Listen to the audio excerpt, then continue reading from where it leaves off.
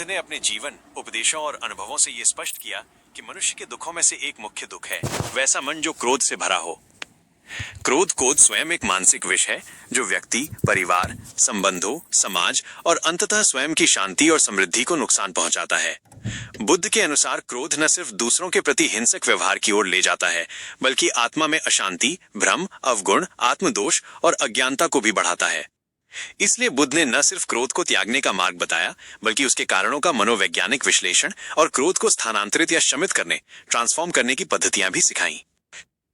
क्रोध का स्वरूप और उसके कारण। पहले यह समझना जरूरी है कि बुद्ध ने क्रोध को कैसे देखा। क्रोध एक भावनात्मक प्रतिक्रिया है। कुछ स्थितियों में जब हमारी अपेक्षाएं टूटती हैं, हमारे अहम, स्वाभिमान, भय, असुरक्षा या असमर्थता का सामना होता है, तब क्रोध उत्पन्न होता है। क्रोध जन्म लेता है ग्रीड, द्वेष, मोह जैसे अन्य मानसिक विषयों से। बुद्ध धर्म की दृष्टि में क्रोध अन्य क्लेश, दुख की जड़ें से जुड़ा है। लालसा, धड़, माया, भ्रम और अहंकार।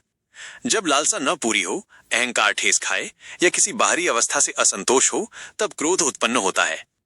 अन्य कारण आत्म अवमानना या दूसरों द्वारा अपमानित होने की अनुभूति, असामान्य अपेक्षाएं या न्याय न मिलने का एहसास, भय, चिंता, मानसिक तनाव की स्थितियां, सामाजिक दबाव, संबंधों में संघर्ष, शारीरिक कारण, थकावट, भूख, नींद की कमी आदि। क्रोध के दुष्परिणाम, हानियां। बुद्ध ने स्पष्ट किया कि क्रोध के दुष्परिणाम बहुत गहरे और विस्तृत हैं। कुछ प्रमुख: आंतरिक अशांति, मन बेचैन हो जाता है, शांति गायब होती है। बुद्धि और समझ की कमी, गुस्से में सोचने समझने की शक्ति कमजोर होती है। हम तर्क कम सुनते हैं, भरोसे योग्य निर्णय नहीं कर पाते। स्वास्थ्य पर असर, शारीरिक तनाव, उच्च रक्तचाप, हृदय की समस्याएं आदि हो सकती हैं। रिश्तों में दरार, क्रोध से बोले गए शब्द, किए गए कृत्य रिश्तों को नुकसान पहुंचाते हैं, दूरी पैदा होती है। आध्यात्मिक विघटन, बुद्धि की वृद्धि नहीं होती, अहिंसा, करुणा, दया जैसे गुणों की वृद्धि रुक जाती है। कर्म के नतीजे, बुद्ध के अनुसार हर कृत्य कर्म है। गुस्से में किया गया काम अहित और दुख उत्पन्न करता है। ये वापसी में व्यक्ति को भुगतनी पड़ती है। बुद्ध के उपदेश माइनस क्रोध नियंत्रण का तरीका। नीचे बुद्ध द्वारा बताए गए बुद्ध धर्म में प्रचलित एवं तक सूत्रों से प्राप्य वो तरीके हैं जिनसे क्रोध नियंत्रित हो सकता है। ध्यान, मेडिटेशन और सचेतना, माइंडफुलनेस। जब गुस्सा आना हो, तभी मानसिक स्थिति पर ध्यान देना सीखें। जब क्रोध उठे, उसे तुरंत सक्रिय रूप से पहचानें, अब गुस्सा उठ रहा है। इस पहचान के साथ उस भावना को दबाने की बजाय उसको निरीक्षण करें, उसकी तीव्रता, उसकी उत्पत्ति, उसके साथ जुड़ी सोचें, समझें कौन सी विचार, भावना, अपेक्षाएं जुड़ी हैं। नियमित ध्यान, बहुत से प्रकार, प्रारंभिक ध्यान, विपासना, शमत ध्यान, शांति की साधना, मेट्टा, मौलिक करुणा ध्यान, ये सब क्रोध के विकारों को शमित करते हैं। स्व निर्धारण, सेल्फ रिस्ट्रेंट और मौनबान समय लेना। बुद्ध ने साथियों और शिष्यों को सिखाया कि जब क्रोध हो रहा हो, तुरंत प्रतिक्रिया न दें। कुछ समय निकालें, मौन रहें, एकांत में सोचें, शब्दों या कार्यों से पहले शांत हो जाएं। उदाहरण स्वरूप, मंदिर, वन या शांत स्थान जहां आपके मन को शांति मिलती हो, वहां कुछ समय बिताएं। एक किरीट, विवेकशील नियंत्रण की तरह। जैसे एक सारथी अपने रथ को हल्के या तीव्र मोड़ से पहले संभालता है, वैसे ही क्रोध को आने के बाद नियंत्रित करना। कर्म, करुणा, करुणापूर्ण दृष्टिकोण और प्रेम, मेटा, लविंग काइंडनेस। बुद्ध ने सिखाया कि क्रोध का सामना नॉन एंगर, अक्रोधा से करना चाहिए। अर्थात जब किसी ने क्रोध किया हो, हम क्रोध से नहीं बल्कि धैर्य, सहनशीलता, करुणा से उत्तर दें। करुणा और प्रेम की भावना, ये समझ कि दूसरा व्यक्ति जिस पर आप क्रोधित हो रहे हैं दुखी हो सकता है, उसकी परिस्थिति, उसके कारण हो सकते हैं जो उसे इस तरह व्यवहार करने पर मजबूर करें। इस दर्शन से क्रोध कम होता है। असमयात बटा अशुद्ध विचारों से ध्यान हटाना। जब क्रोध का उत्पत्ति स्रोत कोई सोच हो, वो न्याय नहीं कर रहा है, मेरी अपेक्षाएं पूरी नहीं हुई आदि, तो इस तरह की सोच को बार बार बढ़ावा न दें। बुद्ध ने उपदेश दिया कि क्रोध से उत्पन्न विचारों को पकड़े न जाएं, उन्हें आने दिखने दो और जाने दो, आना जाना की प्रक्रिया पर ध्यान केंद्रित करें। विचारों का पुनर्मूल्यांकन, रीअप्रेजल या दृष्टिकोण बदलना। उदाहरण स्वरूप, यदि आप समझें कि जिस व्यवहार से क्रोध उत्पन्न हो रहा है वो किसी व्यक्तिगत हमले से, अपेक्षा से नहीं बल्कि किसी अन्य परिस्थिति से प्रेरित हो सकता है, थकावट, गलतफहमी आदि, ये सोच बदलने से गुस्सा कम होता है। फिर मैं इस स्थिति से क्या सीख सकता हूं, या ये अनुभव मुझे किस प्रकार बदल रहा है, इस तरह की पूछताछ मन को बाहर की प्रतिक्रिया से अंदर की समझ वाली स्थिति की ओर मोड़ती है। मौन, साइलेंस या शब्दों से पहले सोच की पद्धति। बुद्ध ने एक प्रसंग में कहा था कि कोई शिष्य क्रोधित अवस्था में बुद्ध के पास आकर कुछ अपशब्द कहता है। बुद्ध पूछते हैं कि क्या कहने वाला वो सब कुछ कह चुका है, और यह सिखाते हैं कि अपशब्द या गुस्से वाले शब्द को स्वीकार न करना, यानी उनके प्रभाव को अपनी आत्मा पर न पड़ने देना। शब्दों से पहले ठहरना, गहरी सांस लेना, बात को मद्देनजर रखकर चुनिंदा शब्दों का प्रयोग करना, ये सभी बहुत प्रभावी उपाय हैं। अहिंसा, नॉन वायलेंस और संयम। बुद्ध धर्म की मूल शिक्षाओं में अहिंसा केंद्रीय है।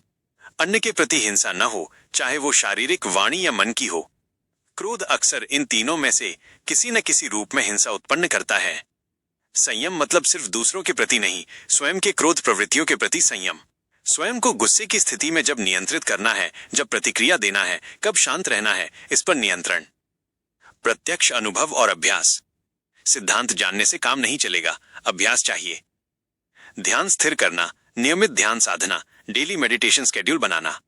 सांसों पर ध्यान, शरीर की प्रतिक्रियाएं, हृदय की धड़कन, मांसपेशियों की कड़ापन, चेहरे की मांसपेशियों की तानी को पहचानना और शांत करना।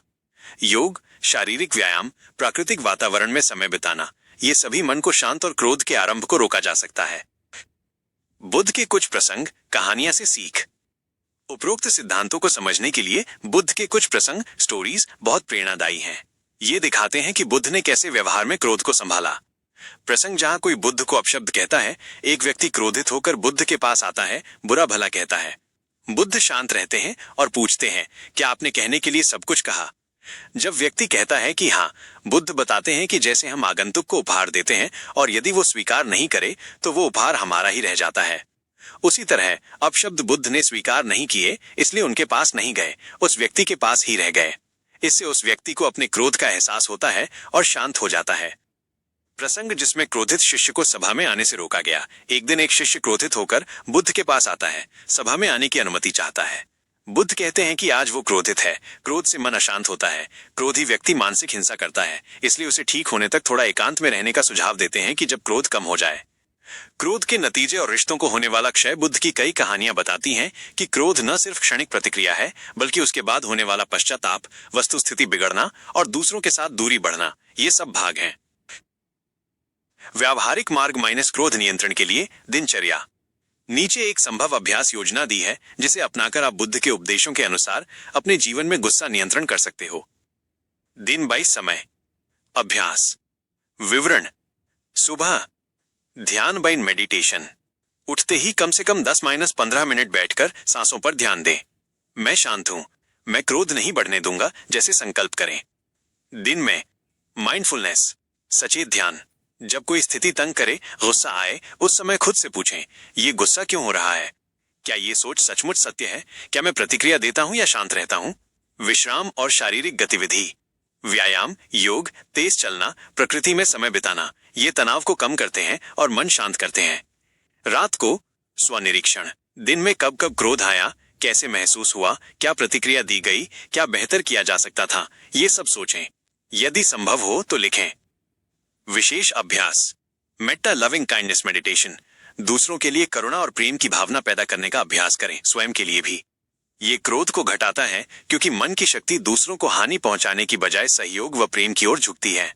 संयम पूर्वक बोलना। शब्दों से पहले सोच। जब गुस्सा हो, कुछ शब्द बोलने से पहले गहरी सांस लें, कुछ क्षण ठहरें। शब्दों को नियंत्रण से प्रयोग करें।